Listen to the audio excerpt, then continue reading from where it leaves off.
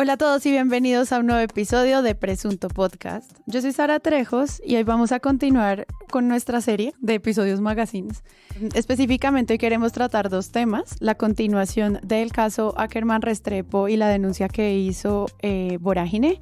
Esto para decirles que está más chévere si escuchan el capítulo anterior antes de seguir con este, donde ampliamos un poquito de qué se trata el documento que Vorágine publicó la semana pasada.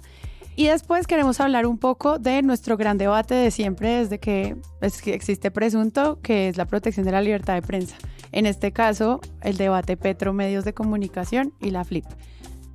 Para hablar de esto, he invitado a Juan Álvarez. ¿Cómo estás? Más bien, Juan Álvarez aceptó. Siempre acepto.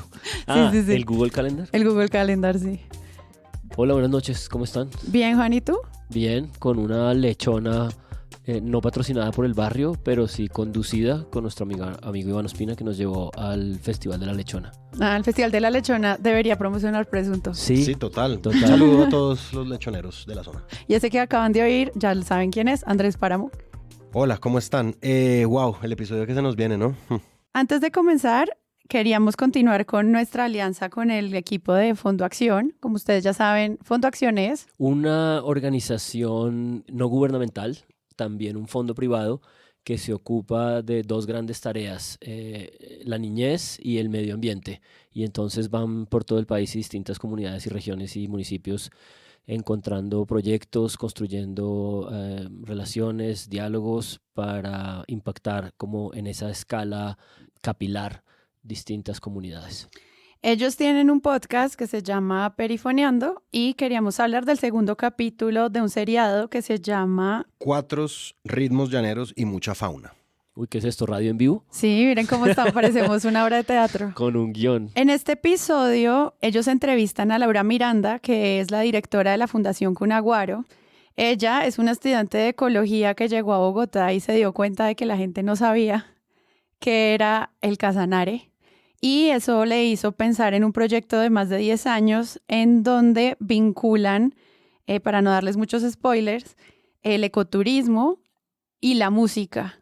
Este proyecto gigantesco lo que busca, pues que se ha ganado además un montón de premios, han salido en televisión nacional, ella hace muchos comentarios al respecto que son muy lindos de oír para que escuchen el episodio. En este espacio lo que ellos buscan es hablarse y preguntarse sobre la diversidad del llano, pero teniendo siempre en cuenta como esa línea del trabajo comunitario y de la música como línea rectora. Han logrado la protección de más de 100.000 hectáreas de bosque y pues esto solo lo puede contar bien Laura Miranda en este episodio que les dejamos en las notas para que ustedes mismos lo escuchen.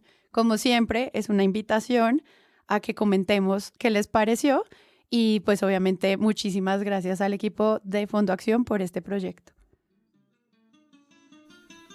Innovadores de la conservación y de la cultura. Laura Miranda es la directora de la Fundación Cunaguaro. Su familia es una familia tradicional llanera y entre ellos se cuentan los fundadores de Yopal. Es más, su abuelo fue el primer policía de esa ciudad.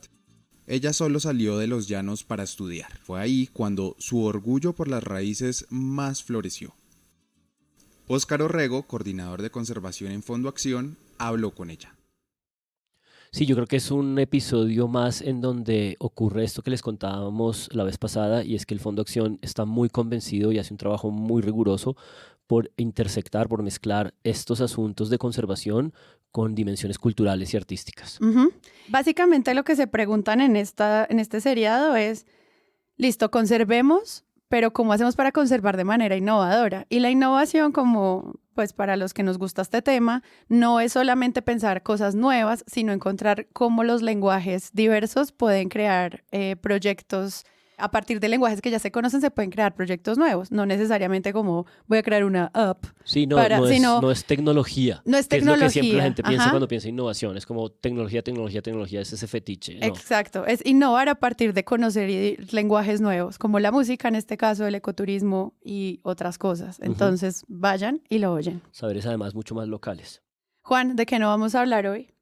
Bueno, hay un asunto del que no nos podemos ocupar y sin embargo ha significado bastante cubrimiento mediático internacional, por supuesto, sobre todo, pero yo creo que también ha tocado nuestros linderos y es un poco pues las consecuencias del debate presidencial la semana pasada en los Estados Unidos, el primero de ellos.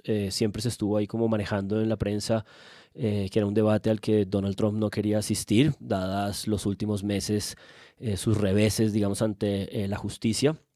Sus reveses. Sus reveses, su condena, digamos, perdón por el eufemismo, su condena, su calidad de convicto, que sorprendentemente pues todo el mundo lo ha discutido también y lo pueden buscar pues en la Constitución de los Estados Unidos, no lo impide para ser candidato y presidente incluso.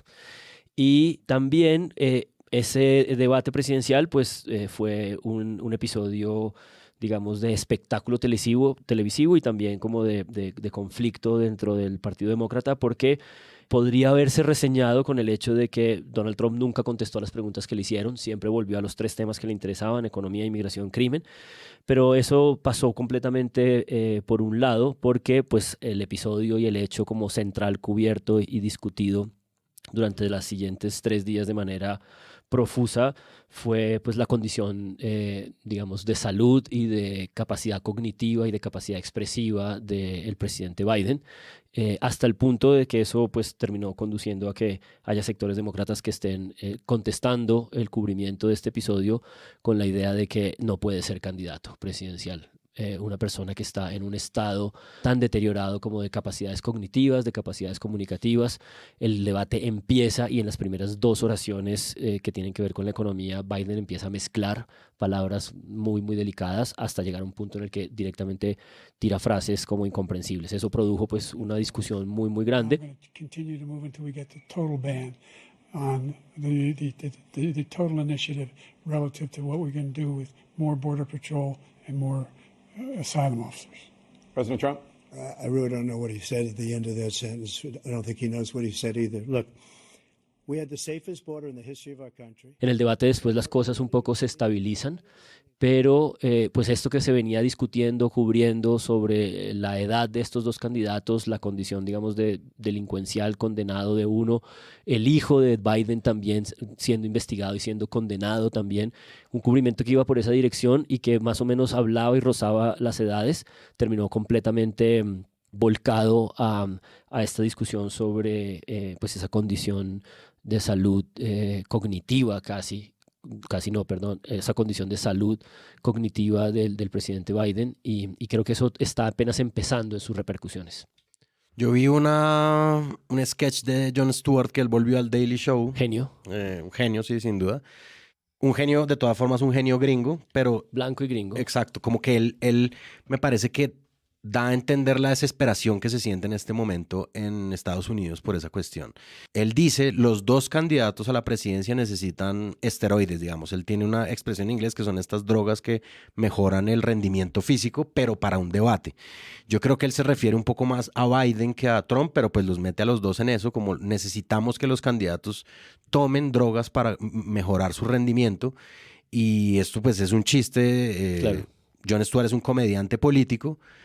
Y como yo decía, pues es un comediante político gringo. Y estos gringos como que son intelectuales y digamos son muy, muy perspicaces y como él, digamos, también defienden mucho, son muy patriotas, ¿no? Defienden mucho la gran nación que ellos dicen que es Estados Unidos. Eso es una cosa, un denominador común casi de todos los intelectuales estadounidenses y me parece que él ejemplifica muy bien la preocupación que existe por la existencia de estos 2 candidatos. Es una cosa que la prensa seria, pues me refiero a la prensa que no hace comedia como él, reporta de una forma, pero que él sí está diciendo a los gritos, nosotros somos América, dice él. No puede ser posible No puede ser posible esto. Yo creo que sí es como parece el ocaso de una nación, ¿no? Como ejemplificada en un debate en el que uno de los candidatos dice que juega mejor golf que el otro, mientras el otro sonríe a la nada. Perdido, sí.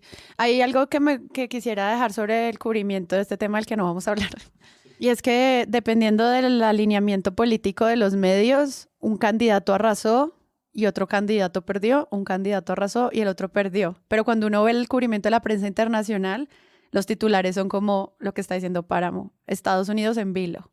Que eso me parece muy interesante, como por ejemplo por apoyar un partido político eres capaz como periodista en Estados Unidos de desconocer como esas preguntas que todo el mundo por fuera sí se está haciendo y que es algo que, al menos con el cubrimiento, por ejemplo, de las guerras que estamos viviendo internacionalmente, uno sí, ya como espectador internacional, puede ver un poquito más lejos como este declive, al menos entre los candidatos. Y me sorprende cuando desde un Fox Trump gana y desde un CNN gana Biden y es como nadie gana. ¿Cómo puedes titular así? Me parece una pregunta interesante de hacer. Sí fue como muy salvaje la aceptación y la comprensión de que pues Biden se había visto muy mal en su condición expresiva y en su casi límite como con la incapacidad de concentración y de presión, ¿no? Porque estos son escenarios de televisión en vivo de mucha presión. Entonces sí, me gusta mucho que esa idea, ese chiste que Páramo cita hace un momento de Jon Stewart, proviene del hecho de que en el cubrimiento previo se contó cómo a Biden lo tuvieron una semana encerrado preparándolo para el debate y se habló mucho y se especuló en ese cubrimiento de cómo él debía estar un poco tomando una serie de medicinas para la concentración.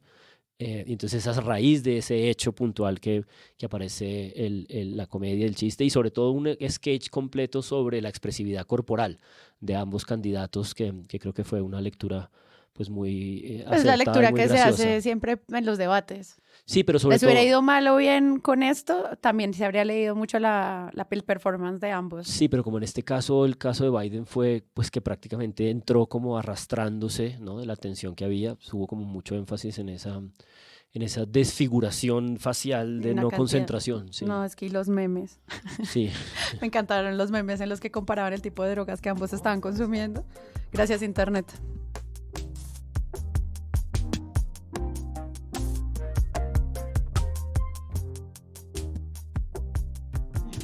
No se ve bien, o sea, El de Vorágine fue el domingo y estamos a viernes. Han transcurrido 5 días y yo creo que la respuesta de Joir Ackerman va a llegar en su columna. Yo no puedo responder por él. Yo he hablado con él, he escuchado y tampoco voy a adelantar lo que él me dijo porque me parece que es su derecho contarlo. Yo pienso que debemos darle la oportunidad de oírlo y de evaluar después de oírlo o de leerlo lo que él tiene que decir sobre este tema. Vamos a ver qué dice. Bueno, en el episodio anterior hablábamos de una columna que publicó Vorágine que se llamaba Los informes de Jorge Restrepo y la empresa de Joir Ackerman a favor de Chiquita Brand. Esta investigación, después de que sale, nosotros hablamos con el periodista que la hace y investigamos cómo había sido la repercusión en medios de comunicación, al menos los más grandes. Señalamos un gran silencio que se mencionaba hasta esto y la gente en redes, incluido el segmento de Reporte Coronel, le empezó a pedir a cambio una respuesta. La primera respuesta, Daniel Coronel, era Joir Ackerman se pronunciará. ¿Ya vendrá? Yo no me voy a meter ahí, pues porque eso es de la columna de él, así que nosotros estuvimos esperando hasta su respuesta, que efectivamente salió con su columna en la revista Cambio el domingo pasado. En esta respuesta, Joir Ackerman responde a las acusaciones de Vorágine, negó ser propietario de Guy Post, la empresa acusada, y afirma que él es un codirector que apoya a equipos de investigadores, pero no tiene propiedad, y lanza una serie de argumentos que quiero que, pues, como que podamos acá liberar algunos. Revisar, sí. Después de esto, Vorágine vuelve y responde, e incluso Cuestión Pública, quien también fue citado en la columna de Ackerman, responden. Esto es como, a mí me parece un ejercicio de análisis de la opinión pública muy interesante lo que está ocurriendo en este ida y vuelta de columnas de estos medios, precisamente porque lo que hablábamos en el episodio pasado es cómo nos han ayudado a construir la historia del país, sesgando y omitiendo información. Y creo que la gente que está tratando de seguirle el camino como nosotros, pues puede verse muy beneficiado de entender que es que la verdad es un espacio de conflicto y disputa. Sí. Entonces, ¿ustedes cómo vieron toda esta ida y vuelta? Pues yo empezaría señalando el primer punto de la respuesta de Ackerman, en el que él habla sobre un hecho que quiere declarar, y es que pues nunca ha mezclado su labor como columnista y su trabajo como consultor de inteligencia corporativa. Y renglón seguido dice, ahora tengo que escribir sobre estos dos mundos en los que me muevo, que se conectan por un factor. Entonces se trata de dos mundos que él nunca mezcla, pero están conectados por un factor. Y ese factor es la búsqueda de los hechos, las pruebas y la verdad.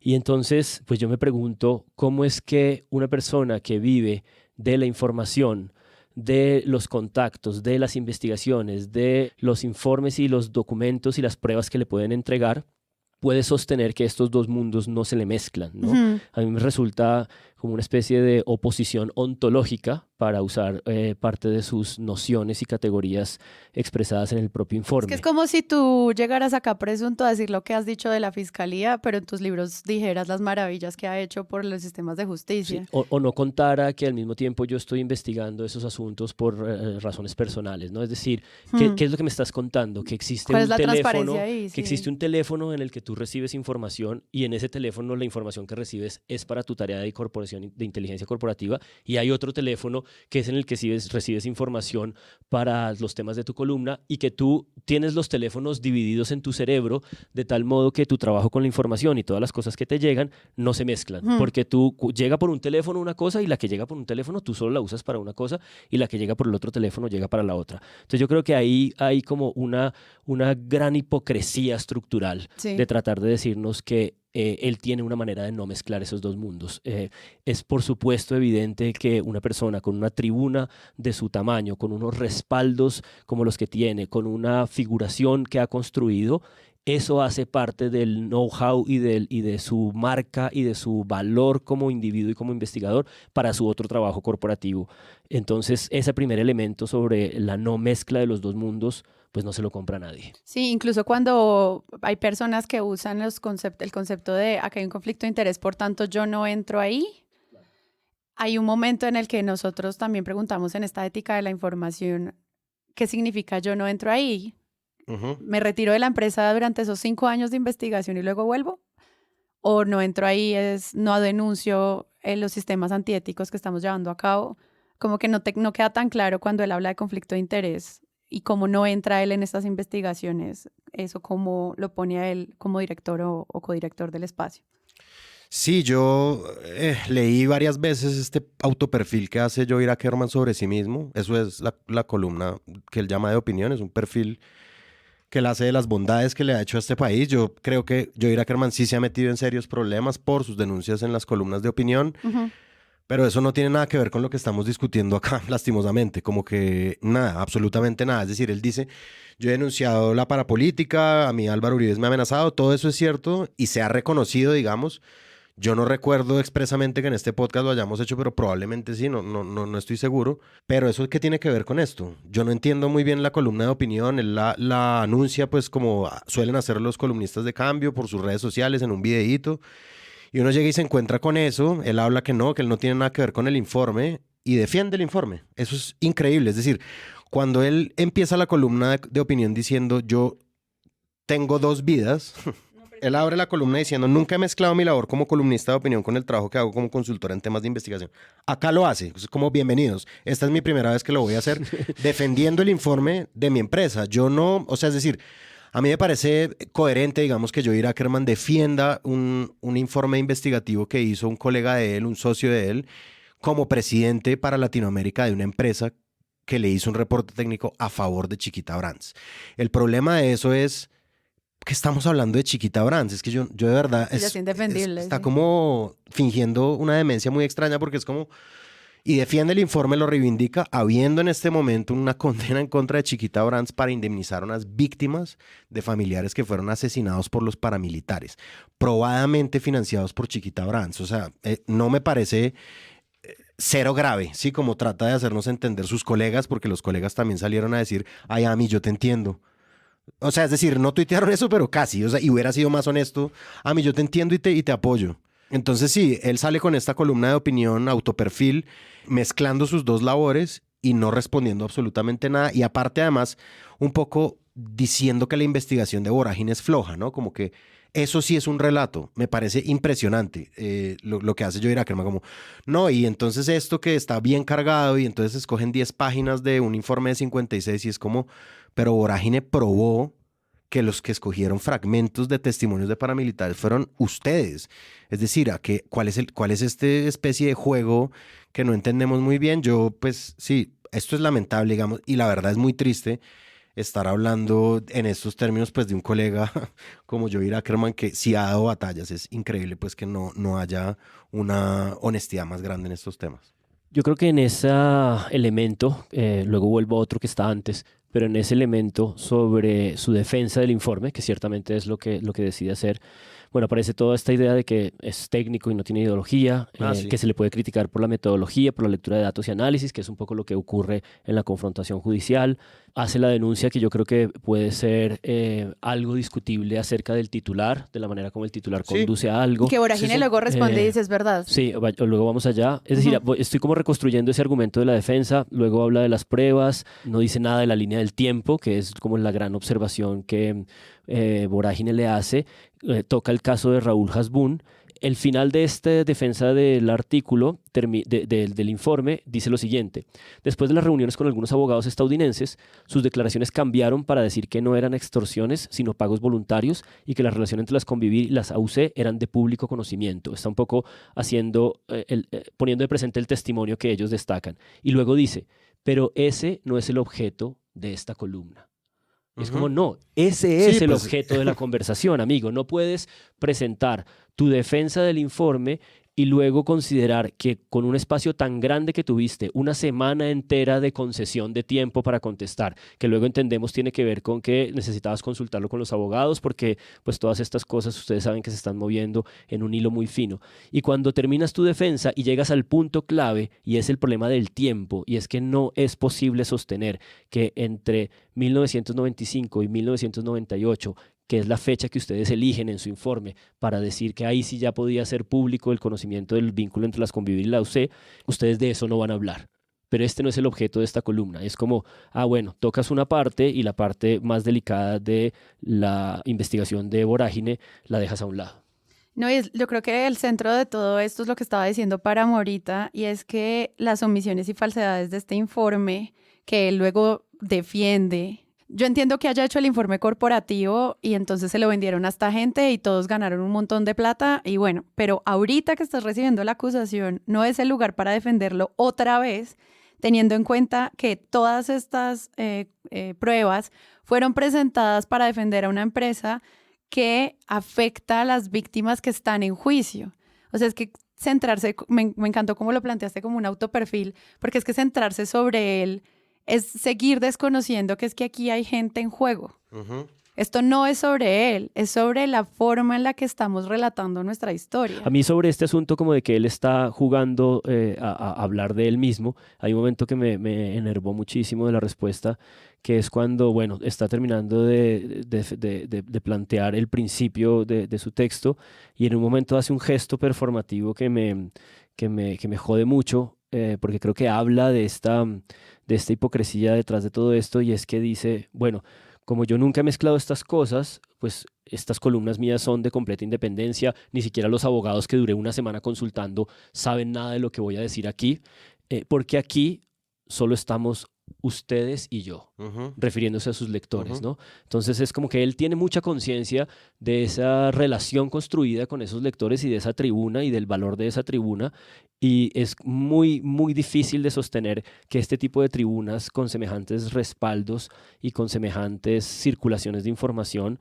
no se mezclan y no influyen en nada en estas posturas corporativas. Sí, de acuerdo. Esto es como un clásico caso de money wins. Entonces, después de esta respuesta, pues Voragine, lo que tú decías, hay un pasaje en el que se habla de la mediocridad de la investigación, que eso obviamente trae un editorial o un comunicado de Voragine, porque lo firma además toda la revista, lo cual implica pues un respaldo del director, y ya no solamente Nicolás Sánchez, que fue el investigador inicial. Y este comunicado, que se llama pues sobre la respuesta a Joel Ackerman, empieza a tomar como uno a uno los puntos en los que les dice acá hubo malintención o acá hubo un dato faltante. Y entonces yo no sé qué esperaba Ackerman con esto. Obviamente le iban a investigar más a él.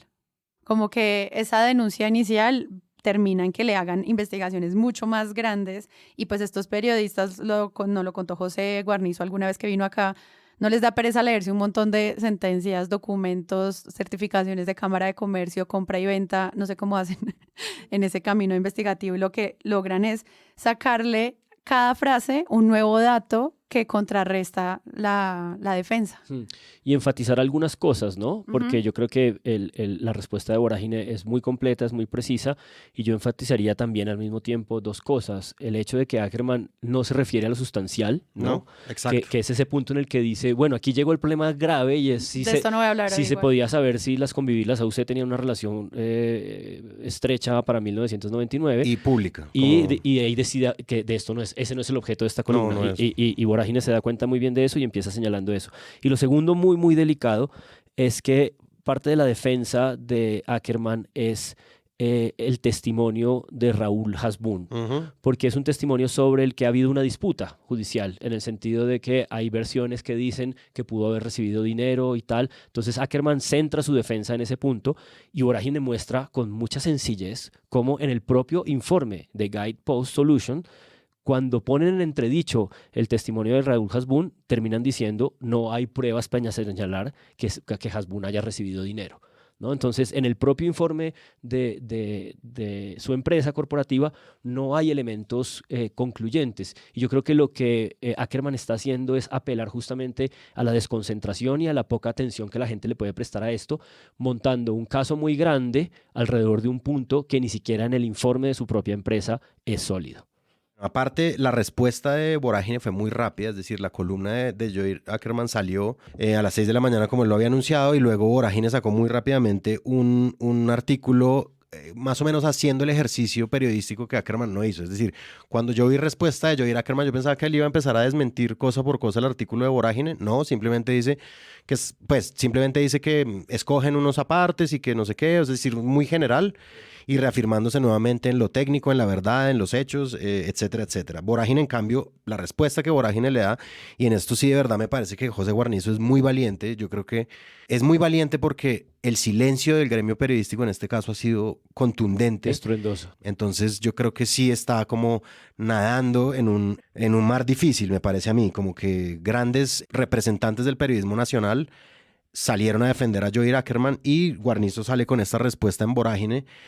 Yo digo como, bueno, ok, pues sí, felicitaciones a José Guarnizo de verdad por haber hecho esto y por dar una pelea pues por este tema. Ellos pues desmienten inmediatamente la columna. El informe de Guidepost dice, el artículo distorsiona hechos probados por Justicia y Paz que dejaron miles de víctimas en el Urabá antioqueño y que con el caso de Colombia aún no han encontrado justicia.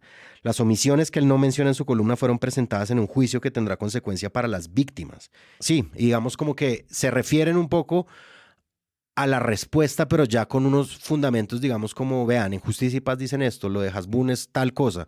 Es decir, uno está esperando un intercambio así que no existe. Ellos están como peleando un poquito solos, jugando squash y Ackerman cree que está jugando tenis con ellos. Yo no sé. El punto mío es como, también aparte, esto es casi que una clase de periodismo, también aparte, Vorágine acepta la crítica de Ackerman de lo de la titulación. Sí. Yo estoy, pues digamos, un poquito por ahí, por ese lado. O sea, sí da a entender el título que la empresa es de Joy Ackerman.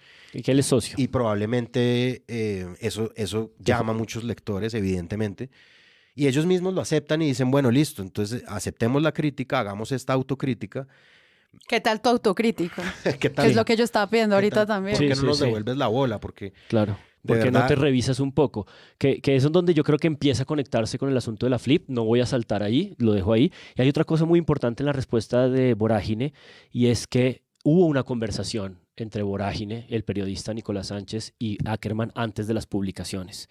Y fue una conversación off the record. Vorágine dice una cosa muy importante, dos cosas muy importantes. Una, que esa conversación ellos no van a contar lo que hablaron porque ellos quieren seguir honrando el off the record. sí. A diferencia de Ackerman, que decidió salir a decir que había hablado con ellos y a tergiversar lo que habían hablado.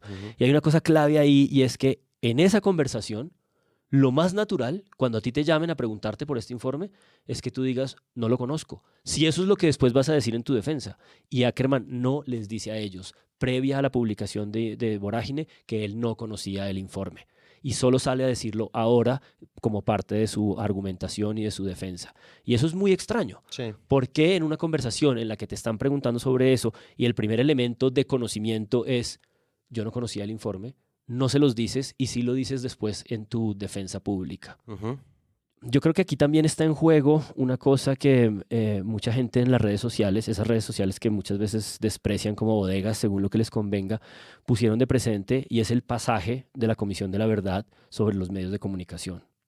Dice, la mayoría de ellos, de propiedad de sectores de poder con intereses más particulares que comunes, han extendido muchas veces una noción amañada de la realidad.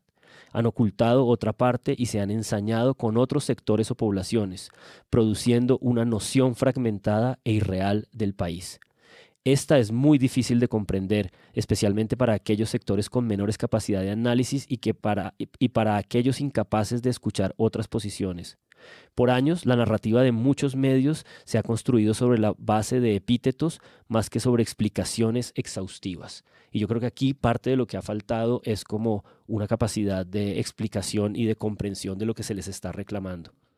Aparte, yo tengo una última consideración sobre este tema. Era una sospecha que tú tenías, Sara, que a mí me parece bueno repetirla, y es ¿cuántos otros periodistas no estarán haciendo esto? Yo entiendo, digamos, como que por los temas que tocan, por la calidad investigativa que tienen, empresas del mundo los llamen para hacer este tipo de cuestiones, y pues empresas muy prestantes que les pagan mucho dinero, y yo entiendo además que el periodismo es una profesión muy precarizada, pero pues que nos lo digan. En verdad ya es hora de levantar ese telón y que nos digan de frente y que pongan un asterisquito al final de cada columna que escriben. Soy consultor de estos Soy temas. consultor de estos temas en esta empresa, porque es que hay periodistas que sí están precarizados, Sí, que se ganan el sueldo que les pagan sus medios, que es muy bajo, sí. para que existan personas que se nos muestren como grandes investigadores y de repente tengan un problema de intereses, lo cual debería ser explícito siempre, me parece a mí, Y no por parece ser... responsabilidad con los otros colegas y con el país. Sí, y no parece ser una práctica que exista, porque No. yo en estas 2 semanas que está existiendo este caso, nos ha llegado mucha información. Hay muchos periodistas que no están hablando o que salieron a la defensa de Ackerman, que prestan este tipo de servicios, prestan servicios corporativos. Tendríamos que saber si son el 70, el 80, el 90% de sus ingresos, cuál es el porcentaje de ingresos que tienen, y que nos digan con claridad de qué modo esas tribunas que tienen en las mesas de la mañana, en los programas de radio, en las columnas de opinión, hacen parte de ese perfil que los hace atractivos para las marcas y para las empresas para prestar ese tipo de consultorías, y en qué consisten las tareas. Eso por un lado. Y por otro, para terminar de mi parte, bueno, la República y Otero. De acuerdo, sí. O sea, nadie tampoco les ha preguntado nada. Todo se ha concentrado un poco en el target de Ackerman y el cambio. Y la República y Otero, ¿qué tienen para decir de esto? Y para cerrar este tema, una aclaración que nos piden nuestros colegas de Forensic Architectures, que son unos de los investigadores que han seguido el caso Chiquita Brands y ven, pues realmente casos gigantescos de despojo en el Urabá. En el episodio anterior, nosotros, mientras estábamos elaborando este caso, sobre todo para citar el trabajo que había hecho Ignacio Gómez, tomamos un fragmento del episodio del Hilo donde Ignacio Gómez dice que la primera masacre en la que está involucrada Chiquita son las masacres de Coquitos, Hondura y La Negra. Eso es un testimonio que él da en el Hilo, que podría tener, pues, camino a la verificación, y que nosotros al tomarlo, pues lo estamos repitiendo. Entonces hay 2 veces desinformación. Por ahora, entonces, dejemos el dato de que para este caso específicamente Chiquita no es responsable de esta masacre, y que pues simplemente no queríamos como seguir esparciendo este dato que puede ser desinformante al respecto.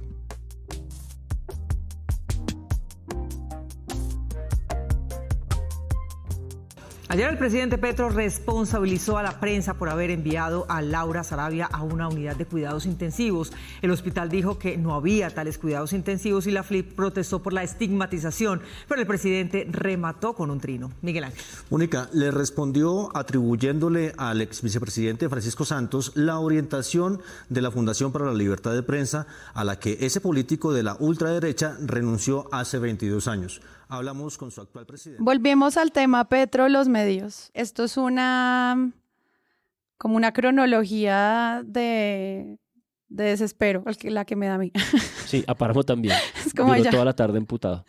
me da un poquito de mucho mal genio. Yo creo que para reconstruir este caso en el que hemos discutido varias veces sobre las implicaciones de que el líder del Ejecutivo defina qué se debe decir o no en los medios de comunicación, no estoy hablando de Petro, sino de la posibilidad de que ese rol exista, es un problema. Veamos esto cómo nos lleva, porque es una discusión que hemos tenido largo, que sabemos que los oyentes de Presunto nos han planteado. Es muy frustrante que medios de comunicación usen las plataformas que tienen para desinformar y para modificar todo esto que ya hemos dicho. Ya nosotros estamos con ustedes. No es el punto de o sea, entendemos que es muy frustrante que salgan bien librados siempre. Cuando mienten, cuando sesgan y cuando omiten. Eso es algo que nosotros entendemos como Presunto. Pero también como analistas de los procesos de información, también nos parece, al menos desde Sara Trejos, que la protección a la libertad de prensa es algo que es fundamental en las ideas democráticas, por más neoliberales y porquería que sean. Entonces, como enfocando esto como desde algunos marcos de interpretación, desde esas líneas, ¿qué fue lo que pasó? Ayer el presidente Petro ponía en conocimiento la situación médica de su mano derecha, Laura Sarabia, quien según él ha sido objeto de ataques de los medios de comunicación y la oposición. Aquí no pudo acompañarnos Laura Sarabia, la directora del DAPRE, porque tuvo que ser hospitalizada en el día de ayer. Llegó incluso a cuidados intensivos. Ha sufrido una violenta arremetida vía cadenas de redes que la prensa ha oficializado, volviendo las noticias sin investigar. La clínica Entonces, María Jimena Duzán lanza la denuncia en su podcast con unas preguntas retóricas que son un derecho de petición, que como explicamos en el episodio anterior, no necesariamente el funcionario público que está obligado a escuchar toda la prensa del mundo para saber si están hablando de ella. Nuestra teoría es si escuchan a María Jimena, pero digamos que ella luego tiene que hacer una formal y enviársela a Laura Sarabia para garantizar que sí la leyeron, porque por el otro lado ella no puede garantizarlo.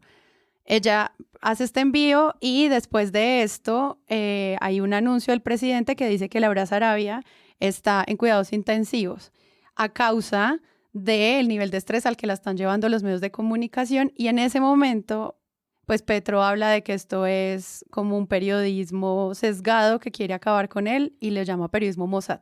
Ese es como el primer tema. La Fundación para la Libertad de Prensa protestó por la acusación pública de Petro, pero el presidente respondió atacándola. ¿Y cuándo la FLIP de Pacho Santos defenderá a la ciudadanía contra la calumnia vestida de información? Según la presidenta de la FLIP, Ana Cristina Restrepo, los mensajes de Petro hacen ver que en Colombia no se respeta la libertad de prensa. Pues este tipo de expresiones del presidente pueden ser miradas como presiones a la justicia. ¿Por qué? Porque en la medida en que el presidente se esté manifestando contra quienes defienden la libertad de prensa, pues todos estos casos de acoso judicial pues pueden sentir una forma de presión en los casos que están llevando. Y recordó que la FLIP no debe ni tiene algún sesgo político, por lo que han buscado un acercamiento con el mandatario para garantizar sus funciones. Hemos buscado encuentros con Entonces, esta violenta arremetida nos lleva a nuestro primer análisis, porque la FLIP de inmediato responde. ¿Qué opinan ustedes de este primer intercambio? Yo sinceramente creo que Petro está desviando el debate real que se levantó a causa de Laura Sarabia y su hermano. Evidentemente yo también tengo como la impresión de que, tal y como lo reveló la revista Cambio de Federico Gómez Lara, pues no existe una hipótesis probada ni informada ni absolutamente nada sobre los negocios del hermano de Laura Sarabia. El debate Petro lo desvía nuevamente yéndose en contra de la FLIP. Yo estoy casi seguro, es decir, hay un video en el que Petro dice que no ha investigado tanto a la FLIP, que lo hace con José Bedo, el de RCN, hace mucho tiempo en el avión en el que él viajaba. Yo creo que Petro sí sabe muy bien qué es la FLIP, es decir, porque pues, él es un investigador, como dice a veces. Él tiene el acta esa de creación de la FLIP en la que sale la firma de Pacho Santos, que 6.000 tuiteros han retuiteado como la gran revelación. No revelan pues que también, por ejemplo, García Márquez fue uno de los creadores, porque no les conviene, a Petro no le conviene decir que el premio Nobel que estudió en su mismo colegio, que es algo que Petro saca Sí, es pecho verdad, por es eso, verdad. o las frases que se roba de su Nobel de literatura amado como una segunda oportunidad sobre la tierra, sea también fundador de la FLIP. Él simplemente lo centra en Francisco Santos. Y ante eso, Petro hace una cosa supremamente irresponsable, que además es responderle a una periodista exiliada, una periodista que a todas luces no es parte de lo que se llama aquí una prensa basura o prensa adscrita al establecimiento de la prensa. Es Andrea Aldana, una investigadora muy seria que ha denunciado. La hemos citado acá. La hemos invitado acá, ella ha denunciado un poco de cosas. Ella incluso en uno de sus tweets dice que está esperando que Petro recapacite un poco sobre su posición, pero él cita a Andrea Aldana y dice: Pacho Santos es acusado de vínculos con paramilitares, y de ahí mismo salta a la fundación de la FLIP. Entonces, si uno usa ese razonamiento, García Márquez también está implicado pues en algo que tiene que ver con paramilitares, ¿sí? Es decir, Sí. La ligereza es de esa forma, pero García Márquez, ¿qué van a citar a García Márquez en esto? Y pues ya esto se volvió como una cosa muy espantosa, que es, a ver, hay que declarar inmediatamente que todos en este podcast, a excepción de Juan Álvarez, hemos tenido una relación cercana con la Fundación para la Libertad de Prensa. Jonathan Bock y Pedro Vaca hicieron parte de Presunto Podcast. Carlos Cortés también, que él fue en una época presidente de la Junta Directiva. Santiago Rivas es miembro de la Junta Hoy Directiva. día. María Paula Martínez fue parte de la FLIP. Yo he trabajado con ellos en, por ejemplo, la creación con Sara Trejos de la Liga contra el Silencio, que nació en la FLIP. Es decir, nosotros tenemos una relación grande con esa fundación, pero no hay que irse muy lejos, digamos, como en la labor que ellos hacen, digamos, de protección de periodistas. La misma Andrea Aldana dice: la FLIP a mí me asesoró, me acompañó y me ayudó a irme del país cuando yo estaba amenazada. Y la FLIP puede tener muchos errores, es decir, esto no es como un lavado de cara de la FLIP tampoco. La FLIP también puede tener algún sesgo, también puede sacar unas declaraciones que de repente no saca en algunos otros temas. Puede ser, a mí de verdad que no me interesa mucho eso.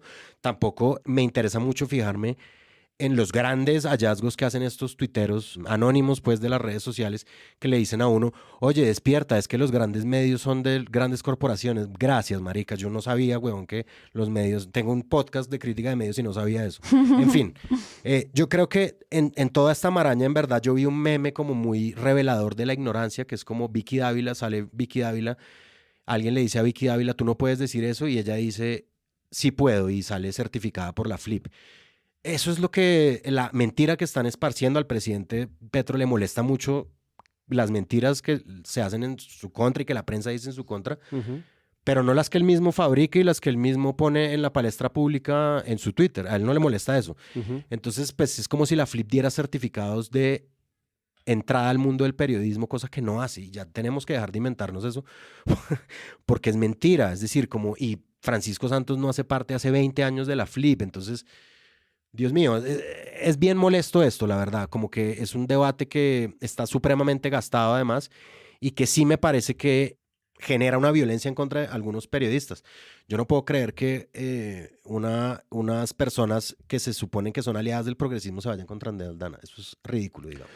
Sí, yo ahí oyéndote hablar y pensando para el episodio, recordaba que hace 2 años, cuando este gobierno estaba empezando, nos invitaron al podcast de María Jimena Duzán a discutir sobre cuál había sido el papel de la prensa en esa transición, en esa coyuntura, en ese cubrimiento. Y recuerdo que ahí un poco hacíamos un llamado, una especie de vela de esperanza de que las tensiones que ya venían existiendo y que en general existen, que entre el poder y los medios de comunicación, pues no vamos a decir que Duque y Santos y Uribe no tuvieron tensiones de una naturaleza parecida, ojalá no se recrudecieran, ojalá no escalaran. Y creo que parte de lo que está sintiéndose o de lo que se está contando es que hay como un escalamiento, ¿no? Hay como una elevación de la temperatura de lo que está pasando.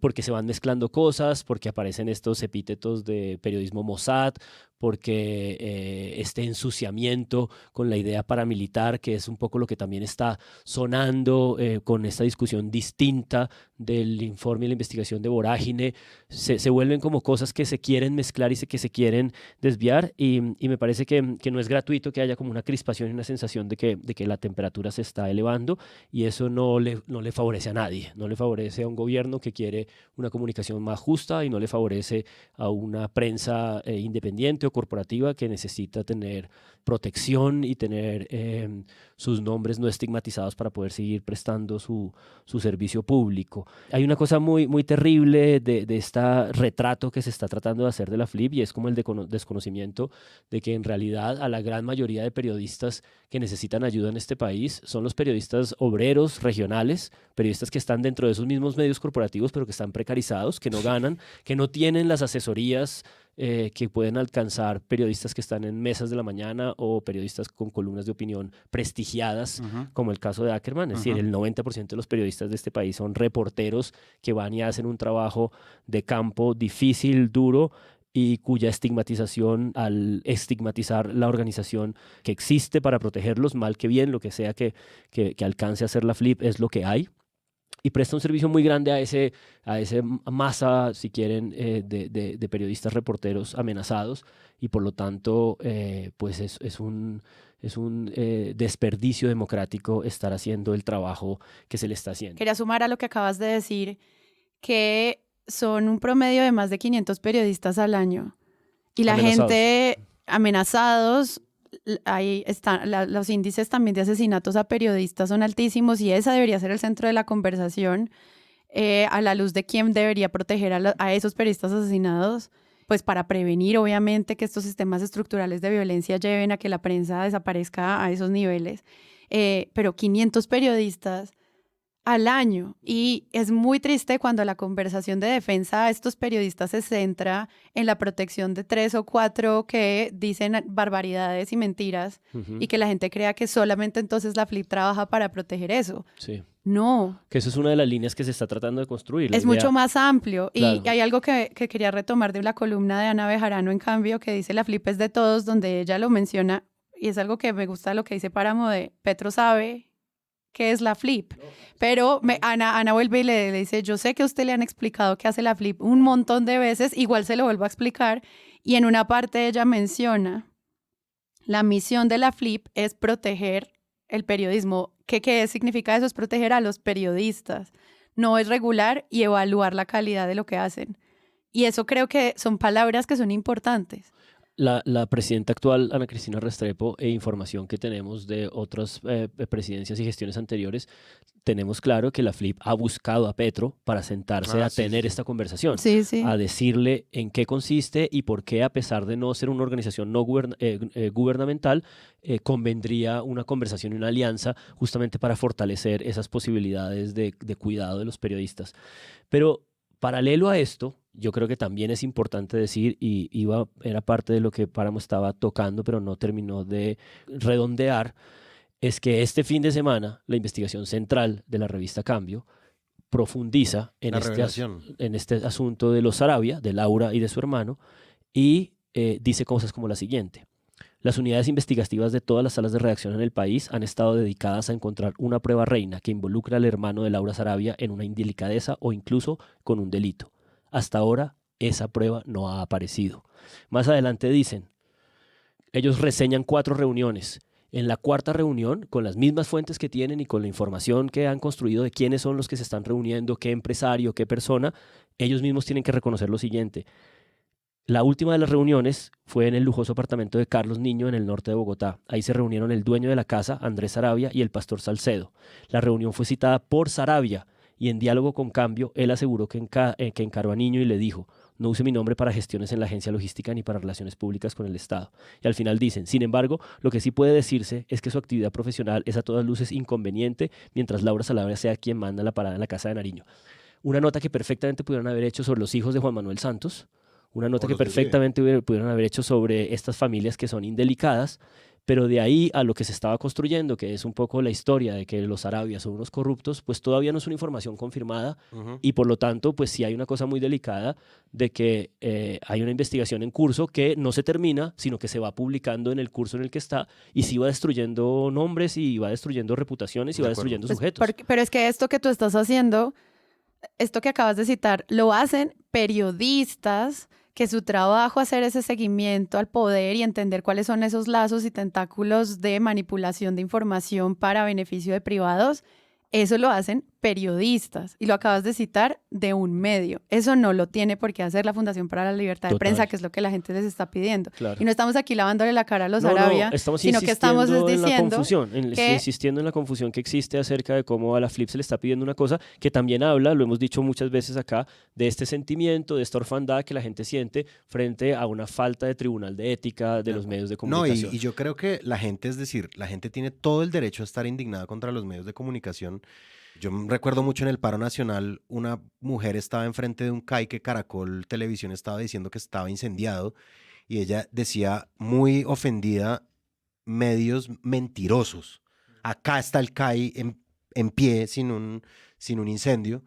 Yo entiendo la rabia, yo entiendo todo, pero esto no se puede canalizar desde la presidencia de la República contra una ONG que defiende periodistas. Los periodistas, yo quiero aclarar que no le importan a nadie, porque no le importan a nadie. No es cierto que estén interesados en su bienestar o en sus condiciones de trabajo, a menos de que tengan contratos corporativos. No, eso sí. Dice Petro en uno de sus tweets, ¿y cuándo la Flip de Pacho Santos defenderá a la ciudadanía contra la calumnia vestida de información? La Flip no defiende a la ciudadanía de eso. Otros periodistas, críticos, algún tribunal que nos inventemos de ética en el que participen universidades y todo ese parche, lo hará algún día. El que debe defender a la ciudadanía es el presidente porque es quien debe proteger la Constitución y eso implica proteger el artículo 20. Le guste o no, cuando pregunta ¿cuándo va a defender a la ciudadanía? La respuesta le toca es a usted. Y a mí eso me frustra mucho porque yo siento que la gente sigue diciendo, no, eso le toca a la Flip.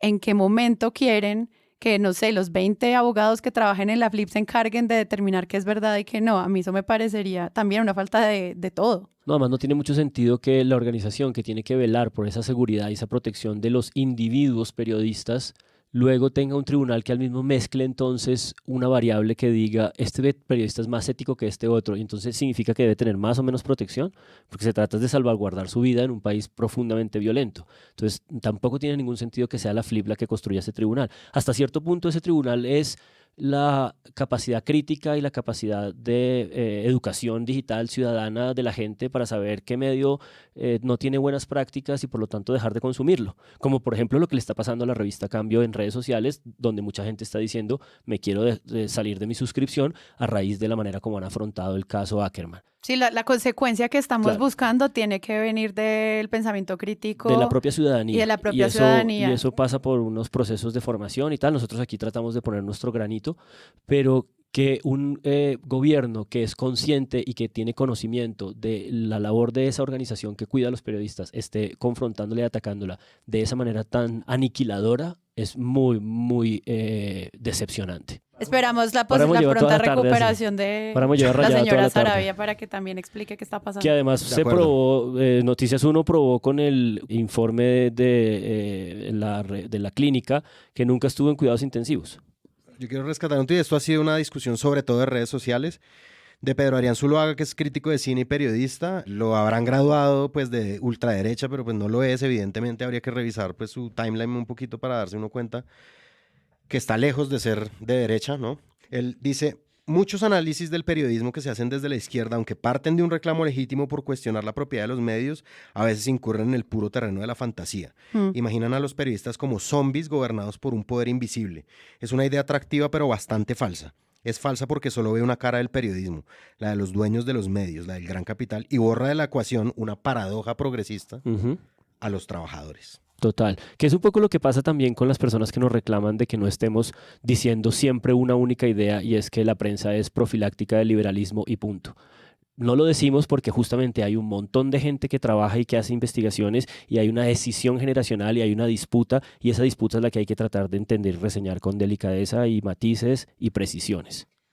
Y esto pues demuestra que, por ejemplo, el tipo de productos editoriales como esas preguntas sin datos que lanza María Jimena, que de nuevo, ella está en todo su derecho a abrir este debate, pero yo creo que en este punto en el que la desinformación es tan grande, la polarización es tan grave, se viene el Festival Gabo, cuando ustedes escuchen esto ya empezó el festival y vamos a estar en premios y olala, y a mí me nominaron a un Gabo y wow, qué emoción. Vamos. Eso es una buena pregunta. ¿Cuál va a ser la discusión en el Festival Gabo acerca de este affair y del affair Ackerman? Sí, pues vamos a ver eso cómo se desarrolla, yo no creo que lo toquen, pero lo que creo que va a pasar es, en este punto, quienes dicen hacer periodismo no pueden simplemente dejar preguntas en el aire. Eso ya no puede seguir pasando, eso es una práctica incompleta que genera este tipo de debates. Si ya se supieran los datos de una investigación contra los Sarabia, no estaríamos en esto.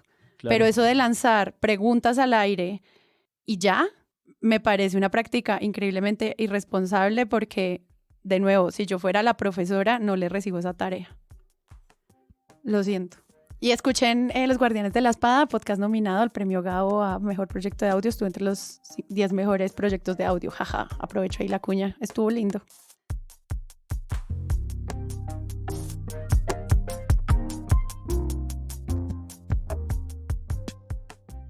Este episodio de Presunto contó con la participación de nuestros panelistas, Andrés Páramo, Juan Álvarez y Sara Trejos.